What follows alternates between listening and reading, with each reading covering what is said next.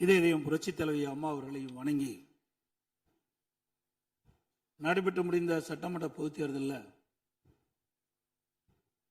எடப்பாடி சட்டமன்ற தொகுதியில் போட்டியிட்ட எனக்கு தமிழகத்திலேயே அதிக வாக்கு வித்தியாசத்திலேயே வெற்றி பெற செய்த எடப்பாடி தொகுதி வாக்காளர் பெருமக்களுக்கு எனது நெஞ்ச நிறைந்த நன்றியினை அவர்கள் பாதங்களிலே சமர்ப்பித்து, மாண்புமிகு பேரவைத் தலைவர் அவர்களே, மாண்புமிகு முதலமைச்சர் தனி தீர்மானம் கொண்டு வந்திருக்கின்றார்கள். அதிலே அனைத்து இந்திய அண்ணா திராவிட முன்னேற்ற கழகத்தின் சார்பாக என்னுடைய கருத்துக்களை கூற விரும்புகின்றேன். கர்நாடக அரசு மேகதாதுவின் கோரிக்கை அணை கட்டுவது தொடர்பாக பல்வேறு காலகட்டங்களிலே அதை தடுத்து நிறுத்துவதற்கு அனைத்து இந்திய அண்ணா திராவிட முன்னேற்ற கழக அரசு பல்வேறு நடவடிக்கை எடுக்கப்பட்டது. கர்நாடக அரசு மேகதாது என்னும் இடத்தில் தன்னிச்சையாக காவிரி ஆற்றின் கோரிக்கையை அணை கட்ட முயற்சித்து தடுத்து நிறுத்தம் போட்டு மாண்புமிகு அம்மா அவர்கள் தமிழகத்துடைய முதலமைச்சராக இருந்த காலகட்டத்தில் 5/12/2014 அன்று தமிழ்நாடு சட்டப்பேரவையில் தீர்மானம் கொண்டாந்து நிறைவேற்றப்பட்டு மாண்பு உறுப்பினர்கள் அந்த விவாதத்திலே கலந்து கொண்டு பல்வேறு கருத்துக்களை அப்பொழுது தெரிவித்திருக்கின்றார்கள்.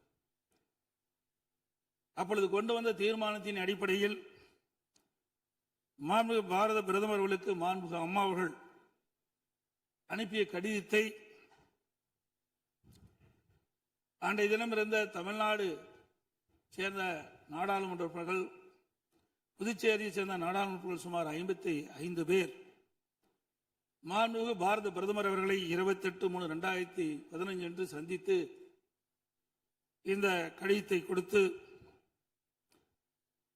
இதன் அடிப்படையில் நடவடிக்கை எடுக்க வேண்டும் என்று தெரிவித்தார்கள். அப்போது சம்பந்தப்பட்ட துறையிடம் தற்போதைய நிலை குறித்த அனைத்து விவரங்களையும் சேகரிக்க ஏற்கனவே அறிவுறுத்தியுள்ளதாகவும் இது குறித்து பரிசீலிப்பதாகவும் அன்றைய தினம் மாண்பு பாரத பிரதமர் நாடாளுமன்றத்திலே உறுதியளித்தார்கள். மேலும் மாண்பு அம்மா அவர்கள் தமிழகத்தில் முதலமைச்சர் இருந்த காலத்தில் 25/4/2015 அன்று மாண்பு பாரத பிரதமர்களை நேரிலே சந்தித்து மேகதாது திட்டத்தினை கர்நாடக அரசு செயல்படுத்தக்கூடாது என கர்நாடக அரசுக்கு அறிவுறுத்தும்படி கோரிக்கை விளக்கென கடிதம் பிரதமருக்கு அளித்தார்கள்.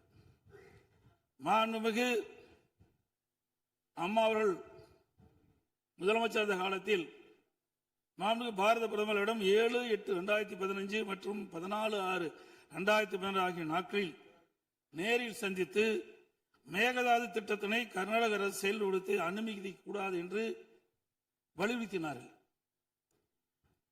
மாண்புமிகு புரட்சித் தலைவி அம்மா அவர்கள் மேகதாது அணை உட்பட காவிரி ஆற்றின் குறுக்கே கர்நாடக அரசு காவிரி நடுவர் மன்ற இறுதி ஆணையை மீறும் வகையிலும் தமிழ்நாடு அரசின் இசைவு பெறாமலும் எந்த ஒரு திட்டத்தையும் செயல்படுத்த உத்தேசிக்குமானால் தமிழ்நாட்டின் உரிமையை நிலைநாட்ட சட்டப்பூர்வமான அனைத்து நடவடிக்கைகளும் தமிழ்நாடு அரசு மேற்கொள்ளும் என 18/8/2016 அன்று இம்மாமன்றத்தில் 110 விதியின் கீழ் உறுதிபட தெரிவித்தார்கள்.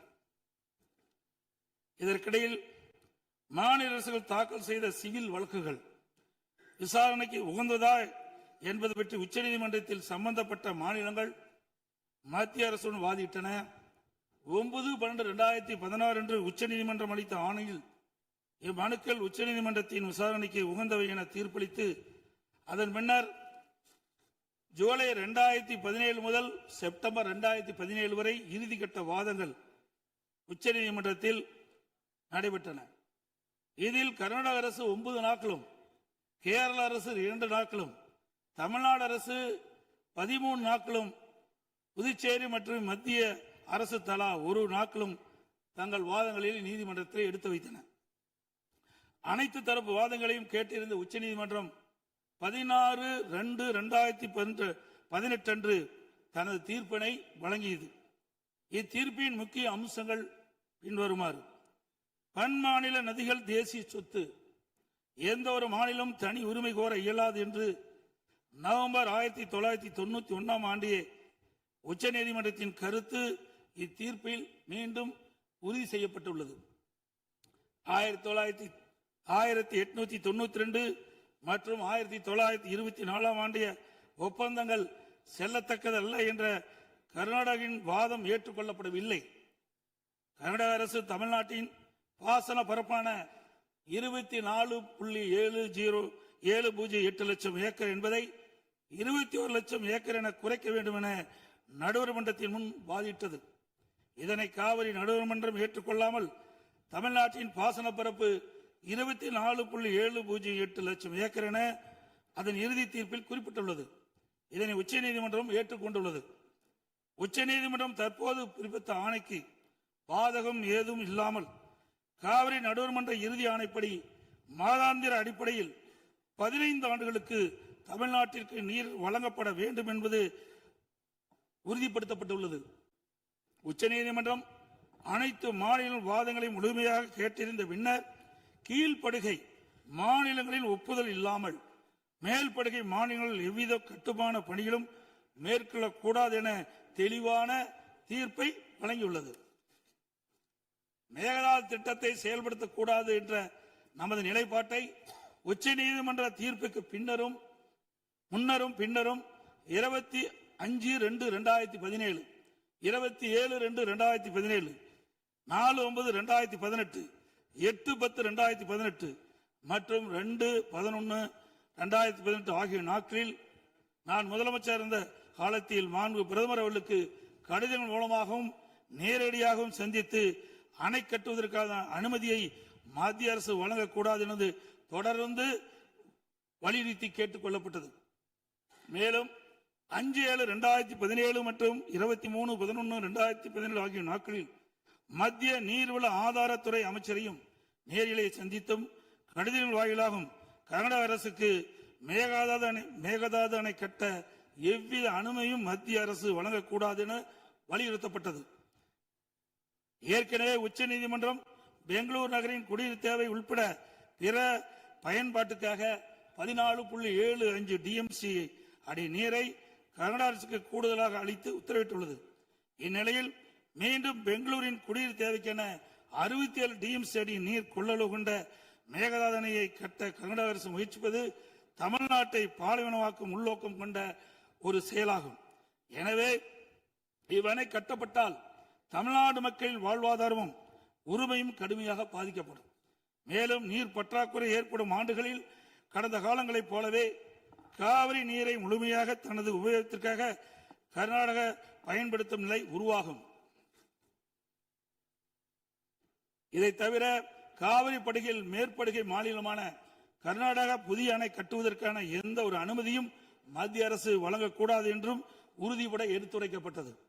மேலும் உச்சநீதிமன்ற ஆணைக்கு எதிராக கர்நாடக அரசின் மேகதாது திட்டத்திற்கான விரிவான திட்ட அறிக்கைக்கு அனுமதி வழங்கிய மத்திய நீர்வள குழுமத்தின் தலைவர், கர்நாடக நீர்வளத்துறை அமைச்சர் மற்றும் கர்நாடக உயர் அதிகாரிகள் மீது நீதிமன்ற அமைப்பது வழக்கு கண்டெம்ப்ட் ஆஃப் கோர்ட் எனது உத்தரவின் பேரில் 5/12/2012 உச்சநீதிமன்றத்தில் தாக்கல் செய்யப்பட்டது.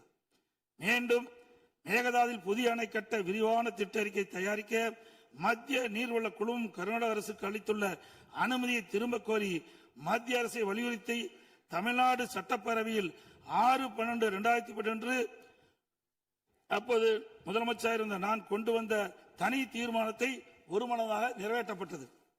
அனைத்து இந்திய அண்ணா திராவிட முன்னேற்ற கழகத்தை பொறுத்தவரைக்கும் 1986 ஆண்டு மாண்புமிகு புரட்சித் தலைவர் எம்ஜிஆர் அவர்களால் துவக்கப்பட்ட சட்ட போராட்டத்தை தொடர்ந்து காவிரி நடுவர் மன்றம் அமைத்து அதை மத்திய அரசியலை வெளியிடச் செய்து நடுவர் மன்றத்தின் இறுதி ஆணையின்படி காவிரி மேலாண்மை வாரியம் மற்றும் காவிரி நீர் முறைப்படுத்தும் குழு ஆகியவற்றை அமைக்க உச்சநீதிமன்றத்தை நாடியது. எனது தலைமையிலான மாண்பு அம்மாவின் அரசு எடுத்த தொடர் நடவடிக்கையின் காரணமாக 16/2/2011 உச்சநீதிமன்றம் இறுதி தீர்ப்பை வழங்கியது. தொடர்ந்து 1/6/18 காவிரி மேலாண்மை ஆணையம் மற்றும் காவிரி நீர் முறைப்படுத்தும் குழு செயலாக்கத்தை மத்திய அரசு அறிவித்து அதனை மத்திய அரசியலும் வெளியிடப்பட்டது. இந்த ஆணையத்தின் பணிகளும் குழுவின் பணிகளும் முறையாக கீழ்கண்டவாறு வரையறுக்கப்பட்டுள்ளன. 1. காவிரி நதிநீரை தேக்குதல், பகிர்மானம் செய்தல், முறைப்படுத்தல் மற்றும் கட்டுப்படுத்துதல்.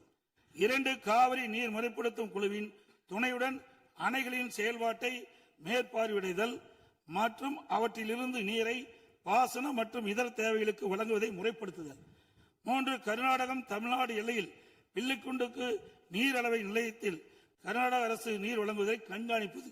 இவற்றை தவிர வேறு பணிகள் எதுவும் மேற்கொள்ள இந்த ஆணையத்துக்கு எவ்வித அதிகாரம் இல்லை. இந்நிலையில் 1/2/2024 அன்று ஆணையத்தின் வரையறுக்கப்பட்ட பணி வரம்புக்கு அப்பாற்பட்டு மேகதாது அணை கட்ட பற்றிய விவாதத்தை 28வது காவிரி மேலாண்மை ஆணைய கூட்டத்தில் அனுமதித்தது. அப்போதைய திமுக அரசு இதனை கடுமையாக எதிர்த்து வெளிநடப்பு செய்தது குறித்தும் ஆணையம் அதன் அதிகார வரம்பிற்கு சம்மதமில்லாத மேகதாது அணை கட்டுவது குறித்த கருத்தை மத்திய நீர்வள கமிஷன் பரிந்துரைத்துள்ளது குறித்து அப்போதைய திமுக அரசின் கவனத்திற்கு நான் கொண்டு வந்தேன். குறிப்பாக 14/2/2024 அன்று சட்டமன்றத்தில் நான் எங்களது ஆட்சி காலத்தில் கர்நாடக அரசு மேகதாது அணை கட்டுவது குறித்து விவாதிக்கும் அதிகாரம் ஆணையத்திற்கு இல்லை என்றும் 2018ஆம் ஆண்டு மேகதாது அணை குறித்து பிரச்சனை மத்திய நீர்வள கமிஷன் பார்வைக்கு சென்றபோது எனது அரசு 5/12/2018 அன்று மத்திய நீர்வள கமிஷன் என்ற இயக்குநர் மீது உச்சநீதிமன்றத்தில் நீதிமன்ற அவமதிப்பு வழக்கை தொடர்ந்து என்றும் இன்னும் அவ்வழக்கு நிலுவையில் உள்ளது என்றும் திமுக அரசு தொடர்ந்து நடத்திட வலியுறுத்தியதோடு தமிழக நலன் பாதுகாக்கப்பட வேண்டும் என்பதையும் உறுதி செய்யும் வலியுறுத்தப்பட்டது. இந்த நிலையில நாம் ஏற்கனவே உச்சநீதிமன்றம் அளித்த தீர்ப்பு நமக்கு ஒவ்வொரு ஆண்டும் கர்நாடக அணையிலிருந்து 177.25 TMC தண்ணீர் திறக்கப்பட வேண்டும். ஆனால் அவர்கள் முறையாக திறக்கப்படுவதே இல்லை. ஒவ்வொரு மாதம் நாம் போராடிதான் கர்நாடக அணையிலிருந்து தமிழ்நாட்டிற்கு தண்ணீரை பெற்று வந்து கொண்டிருக்கணும் என்பதையும் நேரத்தில் சுட்டிக்காட்ட விரும்புகின்றேன். இந்த நிலையில 2024ஆம் ஆண்டு கர்நாடகாவில் மாண்புமிகு முதலமைச்சர் சீதாராமையா முதலமைச்சர் பதவி வைத்த போது துணை முதலமைச்சராக நீர்ப்பாசனத்துறை பொறுப்பு வைத்த மாண்புமிகு துணை முதலமைச்சர் சிவகுமார் அவர்கள் 16/2/24 கர்நாடக பட்ஜெட்டில் காவிரி ஆற்றின் குறுக்கே மேகதாது அணை கட்ட பல ஆயிரம் கோடி ரூபாயை ஒதுக்கியுள்ளதாகவும் அறிவித்தார். அனைத்து இந்திய அண்ணா திமுக சார்பில் இதை அப்பொழுதே கடுமையாக எதிர்ப்பதுடன் அப்போதைய திமுக அரசு உடனடியாக சட்ட நடவடிக்கை எடுக்க வேண்டும் என்றும் வலியுறுத்தப்பட்டது. இந்நிலையில் கர்நாடக அரசு மேகதாது அணை கட்ட தயாரித்து அனுப்பிய திட்ட அறிக்கையில் உள்ள குளறுபடிகளை சுட்டிக்காட்டி மத்திய அரசு திருப்பி அனுப்பிய நிலையில் மத்திய அரசு குறிப்பிட்டுள்ள குறைகளை நிவர்த்தி செய்து 12/6/2026 அன்று கர்நாடக முதலமைச்சர் அவர்கள் சுற்றுச்சூழல் அனுமதியை பெற மாண்புமிகு பாரத பிரதமரிடம் மீண்டும் நேரில் ஒரு அறிக்கையை வழங்கியுள்ளதாக செய்தியில் வெளியாகியுள்ளன. இரு மாநிலங்களுக்கிடையே உள்ள நல்லுறவை சீர்குலைக்கும் விதமாக தற்போதைய கர்நாடக அரசு மேகதாதுவில் காவிரியின் குறுக்கே அணை கட்ட முழு மூச்சில் முயற்சிப்பது கண்டிக்கத்தக்கது. நீண்ட நெடுங்கால சட்ட போராட்டத்திற்கு பின்னர் நிலைநிறுத்தப்பட்ட தமிழ்நாட்டு மக்களின் அடிப்படை உரிமைகளையும் டெல்டா விவசாயிகளின் வாழ்வாதாரத்தையும் 20 மாவட்டத்துக்கு மேலாக குடிநீர் ஆதாரமாக விளங்கும் காவிரி ஆற்றில் நமக்குள்ள உரிமையை பேணி காக்க வேண்டியது நாம் எல்லோரின் கடமையாகும்.